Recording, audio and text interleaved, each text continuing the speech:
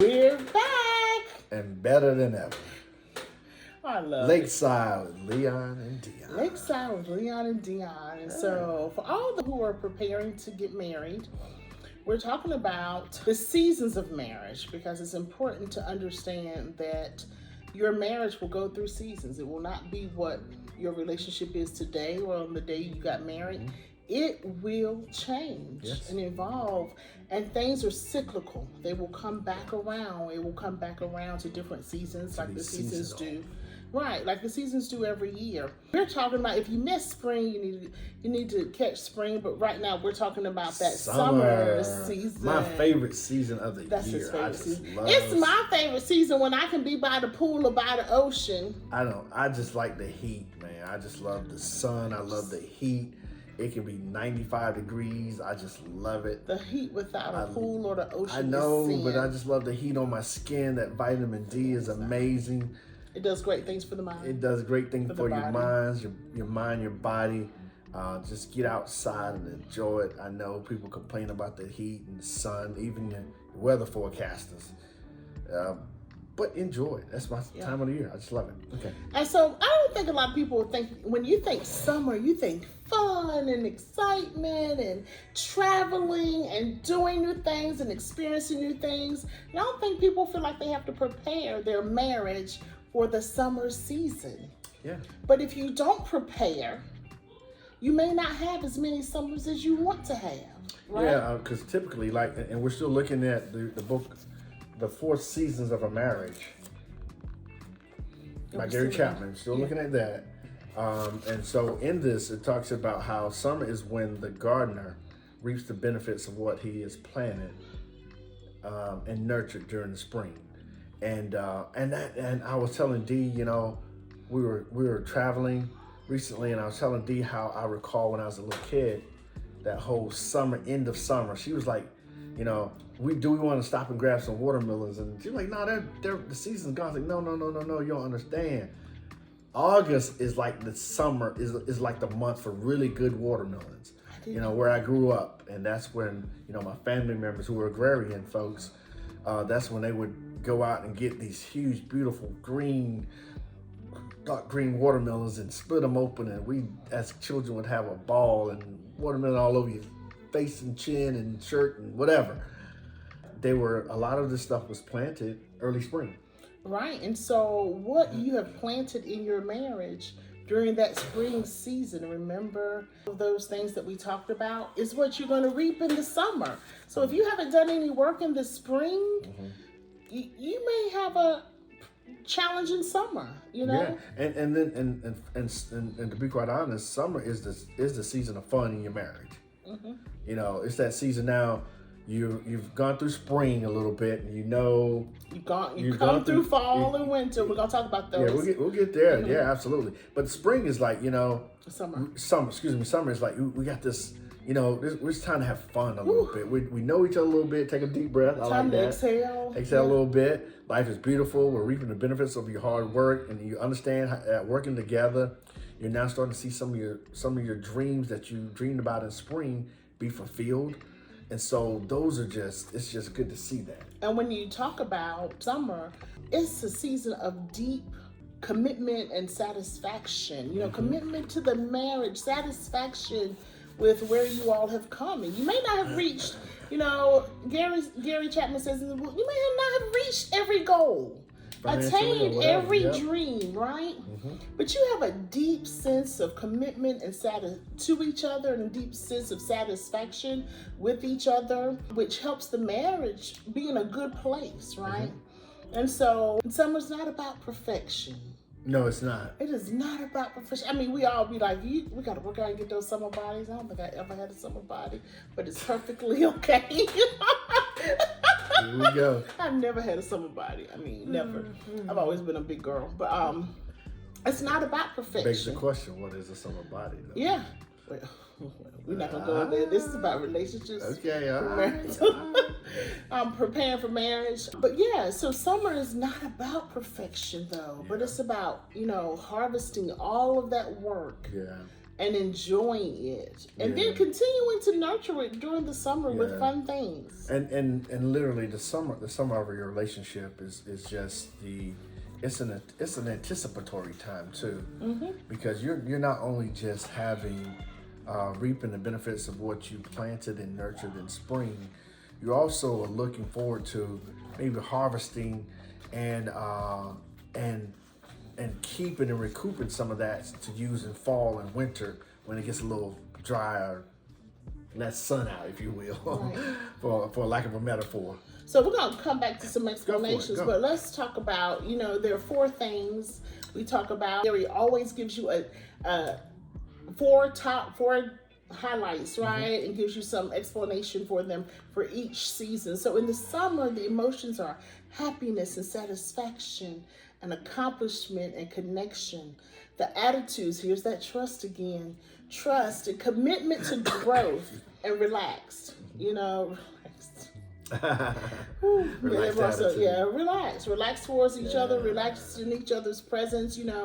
I told Leon, so one of the things I love about our relationship is that even though we're in our early 50s, I can still be that 17-year-old late 40s, late 40s. I can still come home and be that 17-year-old girl with him, and him not say grow up. I just come home and be relaxed. Actions when you think about summer: communicating constructively. Woo.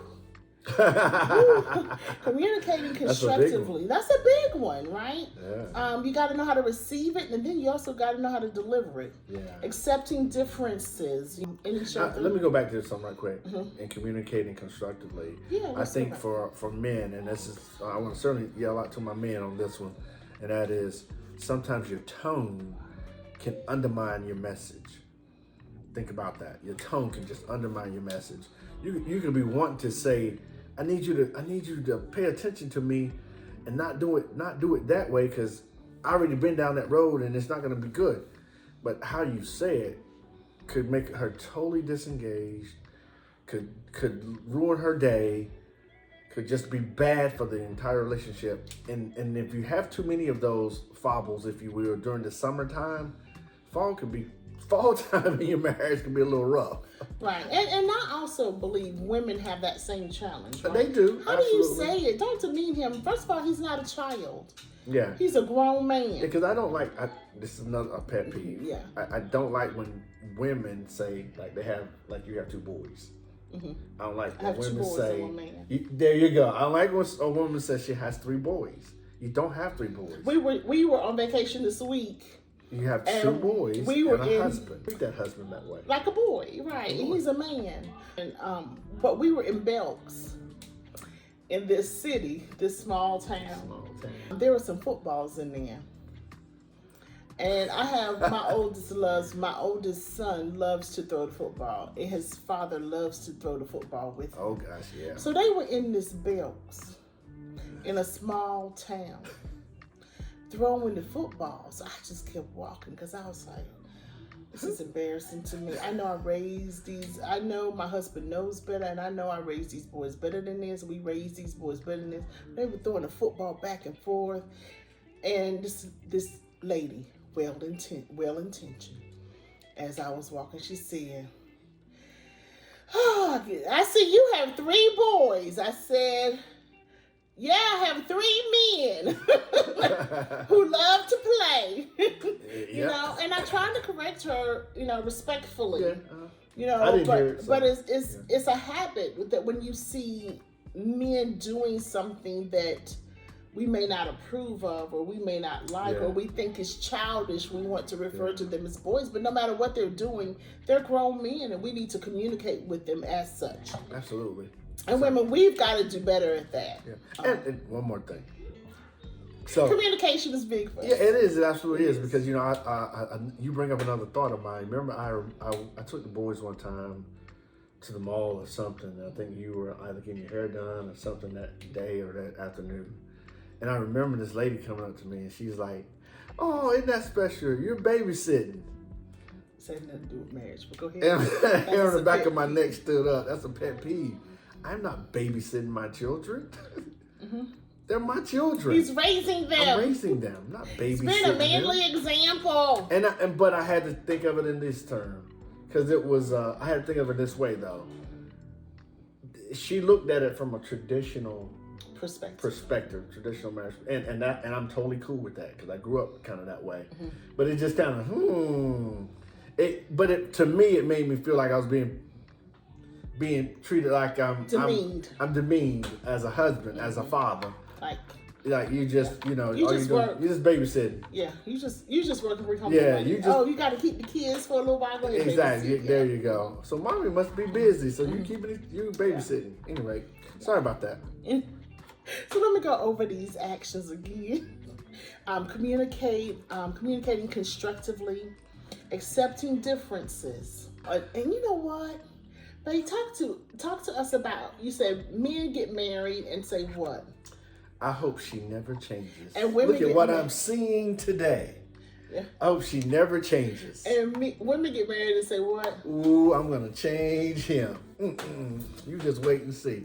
It starts tonight. I remember when you were working at a company and your team got together. This young lady said to me, she said, "Dang, Leon is really wonderful. I wish I had a husband like him." And I said, "Sweetie, if you can't handle the husband you got, you can't handle Leon. Because Leon is wonderful, but all of us are human. Yes. And all of us have our things. And I feel like you're specially created to handle the things of your spouse.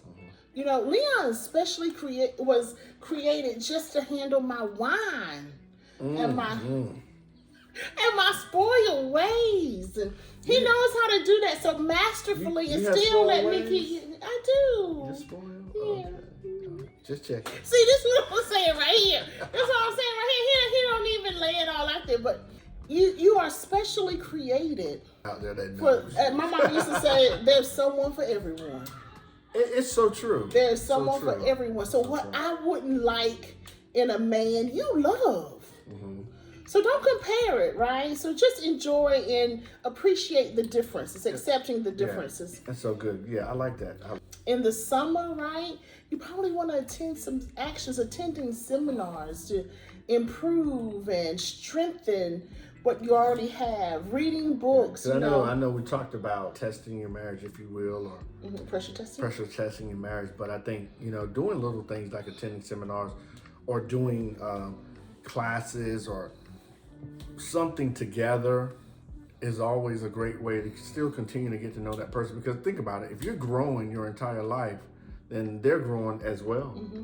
And so it's always good to kind of get to know this new person as you move along. So you don't end up saying that you broke up because of irreconcilable differences. Whatever that means. Catch all. We have friends that in their ministry, they have what they call KISS classes. Yes. And they're married couples all over, I think, the spectrum, who come and literally have a safe place to express themselves and listen to what other couples are going through and help each other get through anything, or just support each other, right? Let you know what, you okay. Yeah. You in your winter. It's okay. Now here's what you need to do in your winter, right? Yeah. Or I'm in my winter and I'm doing this. Am I doing this right? So, find places. And then the other action is growing spiritually. Early on in our marriage, not early on, I mean, still today, there are times when I'm like, God, I don't want to be manipulative. Yeah. I don't want to manipulate this man, right? So I need to go pray and figure out is this something I need to release to you and let you handle in him, or is this something I need to constructively communicate my disapproval or disappointment or concern with? I used to, when we were younger, T.D. Jakes put out, I'm gonna pull it up. T.D. Jakes put out an album. A CD, it wasn't an album, Lord Jesus, why I call it album. It was an album, a whole album. Dang, it's gone. What happened to it? It was a whole album. Anyway, he put out a CD, and there was a song on it that Leon used to love to hear and listen to because he realized early on, but you're going to have to search for it. Okay. Oh, it said 2 tabs. Wait a minute. And those were the 2 tabs. Okay. That he used to say, there's certain things I can't do for you, and maybe you should talk about that, when. Yeah, I think that was the whole point behind it. You get married, and one of the main things you want to do is try to meet all the needs of your partner. Mm-hmm. And great intentions, and so not knocking those at all. But you'll quickly realize you'll run up against a wall trying to do that. Mm-hmm. And so we, being a child of the Most High God, we both decided, hey, there's some things God can do for her that I can't do. Mm-hmm. And so I decided, hey, I am not going to try to even do certain things for her when she's tearful about this, or she's worried about that, or concerned about that. Even right to this day, I'll ask her, what is it that you need from me? Mm-hmm. Because I don't. He asked me that today. Yeah. He asked me that like 3 times today. Baby girl, what is it that you need from me? Well, I mean, I switched to that because I always kept saying, rather than you come home and you tell me what was going on, or we meet up or whatever, and things are tough for you, and I start spouting out ways for you to resolve the problem, I started saying to myself, you know what, that's not working. And it's not working for you, and it's not working for me, and it's frustrating both of us. So let me do less of that and more of engage you and say, hey, babe, tell me what you need from me. And then I'll either supply it, or if you tell me just sit back and you got it, I'll sit back and you got it. Or you tell me, whatever you tell me, I'll do it. Right. And so the name of that CD was Sacred Love Songs, right? Sacred Love Songs, I think. Yeah. Love Songs. I want to tell you the name of the CD because, Lord, I lift her up to you. Yeah, there it is. And that's the name of the song. That was the name of the song. Lord, I lift her up to you. And there were times when. Wow, that was a while ago, man. Yeah, that was a long time ago. But he practices released that. in 1999. Wow. So we got married in 93. So about 6 years. Uh-huh. Leon learned early, and I learned early, that there's certain things we can't do for each other. Yeah. There's not enough cooking or cleaning. There's not enough money. There's not enough anything to feel what is broken inside of the other person sometimes. And there's nothing you can do. And he needed to lift me up to God in those moments. And he needed to release himself. And that was in our summer. Right. And that was in our summer period because it was like, we had all these great things going on in our lives. But that's spiritual growth. It's spiritual growth. And I would put it into the downside of summer right here, where we talk about, where you must be warned about yellow jackets and other things and weeds in your yard. There's some great things going on, but there are also some downsides to summer. Mm-hmm. And that was one of the things I just had to realize in our summer, about this first summer, if you will, of our marriage. Mm-hmm. And that was, hey, I can't do it all, and I'm not gonna keep trying either, because like I said, it's frustrating you, it's frustrating me. Mm-hmm. I didn't have a model for this, I didn't have a dad in my house, didn't have a traditional or non-traditional marriage in my house. Mm-hmm. and so it was one of those things that I just had to kind of learn on the fly, and then learning on the fly with you has been perfect for me. So. And I think that another thing when we talk about summer that helps us with our summers, or have experienced really great summers, is we set our vows. Yeah. But we also had things on the side. Some little extra vows on the side, you know what I'm saying? Everybody didn't know about these. Everybody didn't know about these. These were commitments we made to each other early on in the marriage, right? And one of the first ones I had, before you get to yours, I remember one of the first ones I had was, I will never embarrass you. And he still says that to today. I say that right to the last. And he's very keenly aware when other men embarrass their wives or do things that can embarrass their wives and put them in a predicament. And so one of the things that he said is that he would never embarrass me. Yeah. This was when we got married. He was like, now my niece might say different when it comes to. Well, I won't say. Him and his niece have a special relationship. Yeah, she knows who she is. Yes. One of the other things that we committed to is that we would not use the word divorce in our home. Yes. Oh my We gosh. will not use the D word, right? Yeah. Now, Leon jokes, said he gonna put me on the market. because I say that because she looks at the market now. She's like, oh my gosh, that's what's happening out there. Let me tell you, that was like 15, 16 years into the marriage we started joking about that.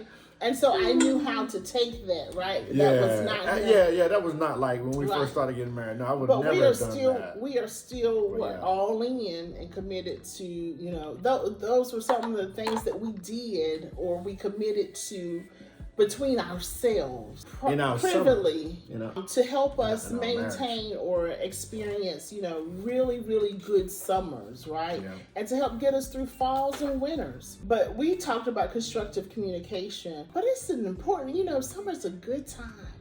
That's, you know, and usually people's minds are in a good place during the summertime. Mm-hmm. People are open to change and open to different things. Yes. And so it is really a good time to begin to have constructive conversations with your spouse because they're usually in a good place, right? Okay, so we have one more. We will, honey. We have one more section in summer called Climate of Relationship. And so I want to read this and then we'll wrap it up. You're comfortable, you're attached, you're supportive and understanding. Mm-hmm. In the summer season of marriage, the dreams of spring have come true. I like that. Couples enjoy a great deal of satisfaction from their accomplishments. They are I gotta say this. Mm-hmm. Our children are 10 and 7. And I will tell you because sometimes I think it's because we had them so late in life and we had great expectations for them.